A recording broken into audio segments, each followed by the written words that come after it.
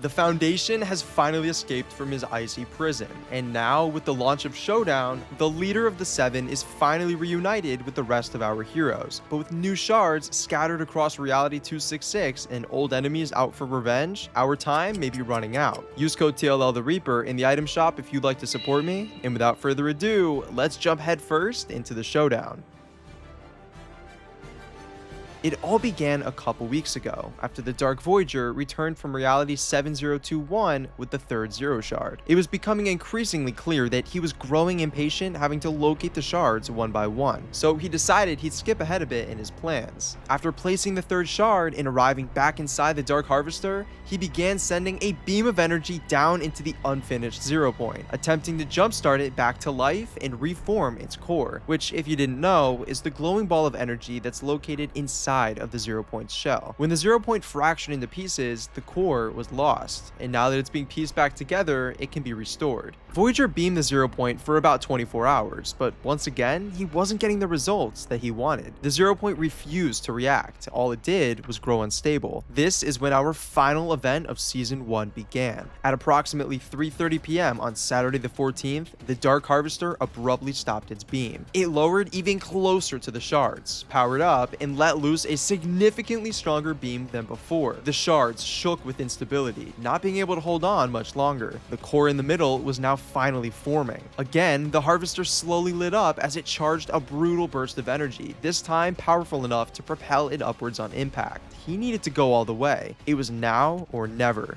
One final blast erupted from the bottom of the Harvester, so intense that the power from the entire rest of the ship was being drained away, all redirected to the attack. All of the Harvester's power was now used up, but it was already done. The Zero Point below the falling ship was sparking out of control, until finally, a burst of Zero Point energy. Tendrils flew out of the newly established core, 3 of them forming pure portals across the island, showing us glimpses into new realities. Within each of these portals, we could see 3 shards. The Dark Voyager's plan was a success. By forcing the core to form, he was able to get the Zero Point to reveal the 3 final shard locations to him. So now all he had to do was wait for these realities to come rifting into the island. About a week later, the showdown finally begins. The Zero Point has brought these 3 realities and their corresponding shards to the island. Among these 3 worlds is a returning character nobody was expecting to see, the Ice King. Not only was the Ice King brought to the island, but his kingdom was as well, including his prized collection of dangerous beings and weapons. This is where the cinematic for Chapter 7 Season 2 starts. The Order, Visitor Unknown, Hope, and Jones approach the Ice King's castle, freshly rifted onto the Golden Coast. In the Order's hand, a beeping tracker implies that they're receiving a signal from deep within the frozen fortress. A member of the Seven must be inside. This signal she's receiving comes from the Order's message to all members of the Seven that she previously sent out weeks ago, and now someone's suit is responding. As we enter the castle, it becomes clear who. The Foundation is a part of the Ice King's frozen collection, but thanks to his suit's heat generation, not for long. He breaks out and makes his escape. The storyline for Showdown has officially kicked off. With the launch of this season, the Foundation is back in the storyline, fleeing from the Ice Kingdom and reuniting with Jones and the Order, along with meeting some brand new faces, an alternate visitor and Jones's protege, Hope. Together, they've transformed Classified Canyon, turning it into their new home base. They call it New Sanctuary, a throwback to the Seven's previous home in Chapter 3.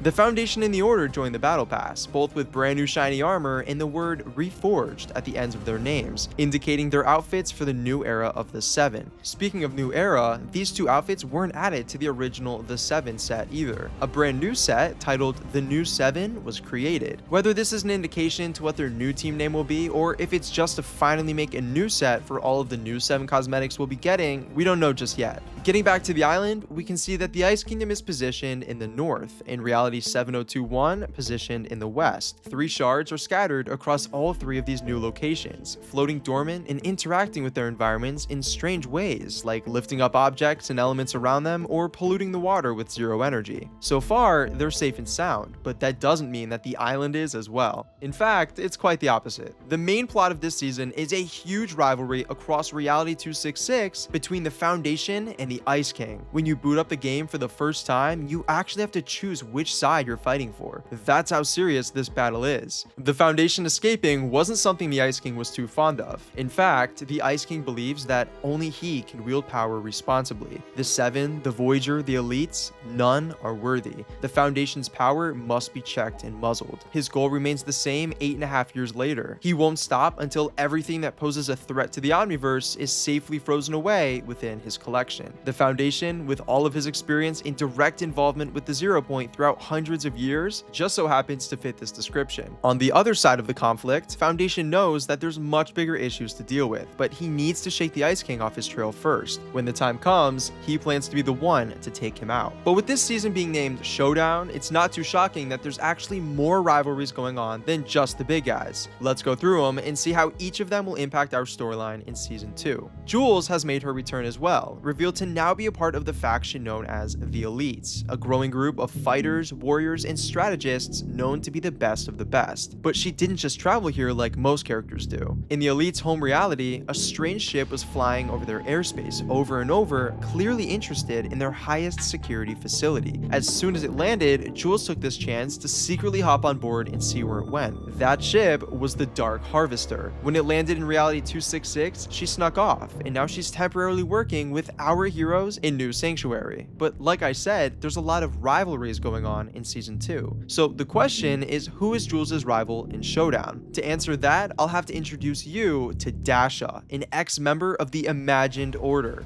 After years, we've finally gotten a huge reference to the IO. Dasha, on first glance, seems to be a pretty basic character, with just an IO logo on her chest. But when further inspecting her dialogue about Jules and the Imagined Order, we learn that there's a lot more lore to her than meets the eye. As it turns out, Dasha is a former member of the Imagined Order from back when Jules briefly worked for them in Primal. They used to be friends and get up to all sorts of trouble, but Jules grew up and realized she wanted to maintain a standard of ethics for her work, leaving the Imagined Order and Dasha for good. But somehow, after all of this time, Dasha made her way to reality 266, and in a wild coincidence, Jules happened to be here too. With Dasha still being her old chaotic self from their time at the IO, and Jules being more of a rule follower with ethics and morals, their personalities clash.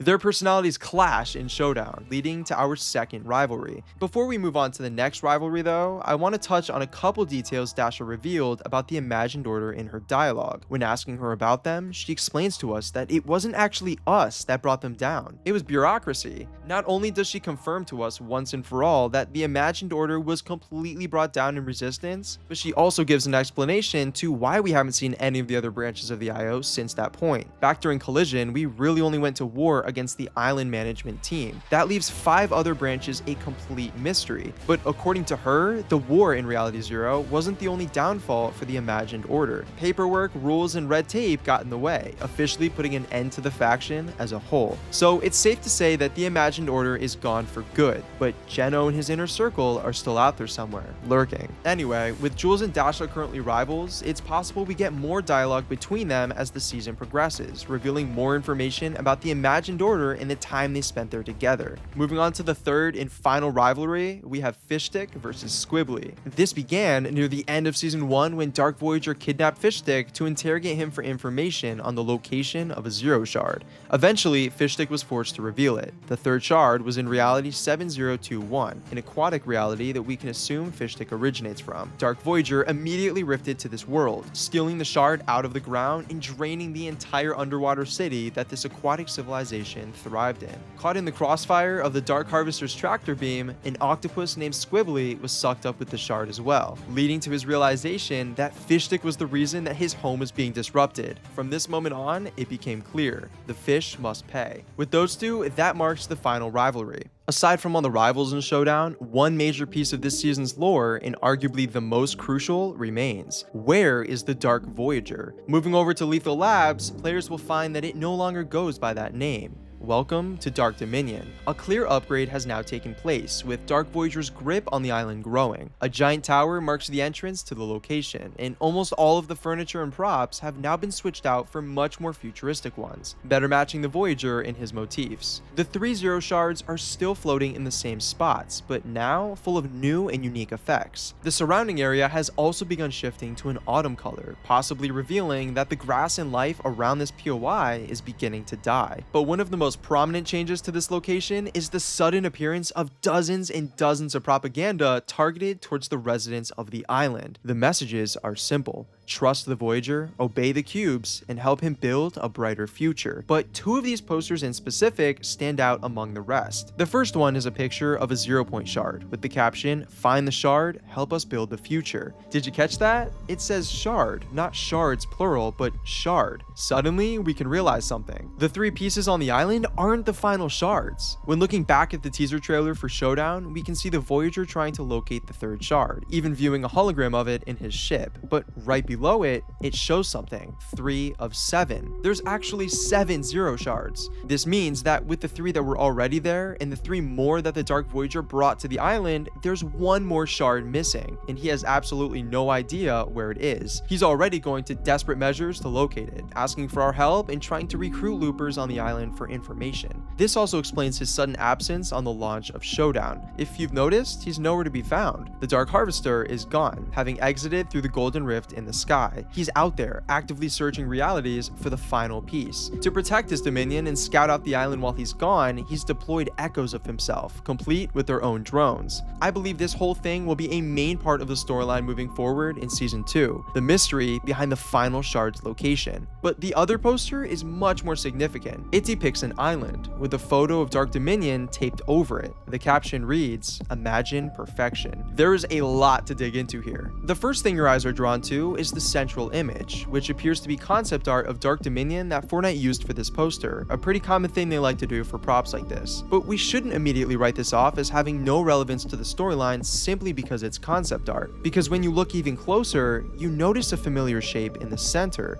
That is the vault. Back at the launch of Chapter 7, a mesh was actually found in the files. An updated version of the vault with the same purple glass in the middle that's at Dark Dominion, and added steps to the side that match the Dark Voyager's orange color scheme. To top it all off, the codename for both Lethal Labs and Dark Dominion is Dark Nexus. The Nexus is another name for the in-between, the location we went to when jumping into the vault in Chapter 1. Based on the codename Dark Nexus and the mesh in the files for an updated vault, it's been a popular theory for months now that the Dark Voyager is trying to somehow rebuild his own version of it. But with this poster showing a clear vault in the center of his POI, I think it's likely that this isn't concept art of the location we're seeing in game right now. It's concept art of what the location is soon to look like later in Season 2. That would also explain why it's primarily red, instead of the orange and yellow colors that dominate it currently. Now, let me redirect your attention to the words, "Imagine perfection." Of course, one man comes to mind immediately when you hear this phrase, Geno, leader of the Imagined Order. But the weird part is that this poster is related to the Dark Voyager, who clearly is operating for the last reality. I mean, half of the posters are even telling us to obey and serve cubes. So why would this poster make such an obvious reference to the Imagined Order's goal if the Dark Voyager's allegiance is to the last reality? Well, I firmly believe this is all in an effort to shroud the true identity of Voyager's master in complete darkness. Here's why. Nearing the end of Season 1, with the help of Amy and the Order, we were able to successfully intercept a message being sent from Voyager to someone else on an encrypted channel. The message was, "I won't fail you." From this moment on, the question wasn't about what Dark Voyager was doing, but who he was serving. On the launch of Season 2, we got our second drop of lore for this mysterious character. Voyager says to them, "Your instructions were clear. I will not fail you." A distorted response will be heard, and Voyager's reply will simply be, "Yes, Master." We know that in the end, everyone in the last reality serves the Nothing. But there's clearly some sort of intermediary master at play here, an individual creature or person with the means of communicating to Voyager through an encrypted channel. This immediately sprouted dozens of theories from people about who this may be, with a lot saying it's either the Cube Queen or Origin turned back into the Cube King, and some even saying it could be Geno. The debate regarding this character is suspiciously similar to when the Shapeless Man was the topic of discussion back during Chapter 4. Fortnite purposely left it ambiguous as to who the Shapeless Man was, making sure to write lines that led us in two different directions. By mentioning line after line about the Shapeless Man haunting dreams, having no form, and watching Stellan with a burning gaze, it led many to think it had to be the Nothing. But other lines, such as he imagines a world of perfect order, led others to believe that it must be Geno. I believe that Fortnite is replicating this situation once more to make the identity of Voyager's master purposely ambiguous by writing hints that could be interpreted in a multitude of ways. If you're asking me what I think, I'd say it's pretty obvious that the leader must be of last reality origin somehow. It doesn't make much sense to me that Geno would be a mastermind behind the last reality. reality, given how vastly different their goals are. I think a much better spot for Geno in the story would be the reveal that he's had the 7th shard this entire time, making it very difficult for Voyager to complete his mission. And if Voyager fails his master will have to come handle things themselves. I totally get that imagined perfection is pretty on the nose, but looking at the facts, it becomes clear that it's very likely meant to be a red herring to throw us off, or further the mystery. Based purely on the fact that Voyager has his own mini cubes cradle and he has a golden cube in his head, it seems to me that he must answer directly to last reality royalty, whether that be the Cube Queen or a newly corrupted origin acting as the Cube King. Moving away from the propaganda but staying focused on the Dark Voyager, one of the main story quests that are available on the launch of Showdown is called Path of the Voyager. In these, we can actually go across the Golden Coast, searching each region for artifacts called Chaos Cubes, cubes that seem to be left in the path of wherever Voyager travels, allowing us to see where he's been. As the current map goes, he's been absolutely everywhere, likely to keep a watchful eye on all of the rivaling factions to make sure he has things under control. In the key art for Showdown, we can even see the Dark Harvester literally floating behind both sides of the rivalry, representing his background presence in Season 2 and his deeper control over its events. As the Chaos Cube quests update over the course of Showdown, we'll get to see more into his path and plans across the island. To finish this all off and to prepare for this insane season of lore, a hidden quest can be found on the island. When approaching one of the Seven's holotables, we can interact with it, prompting our one and only audio log, The Order Speaks. Password,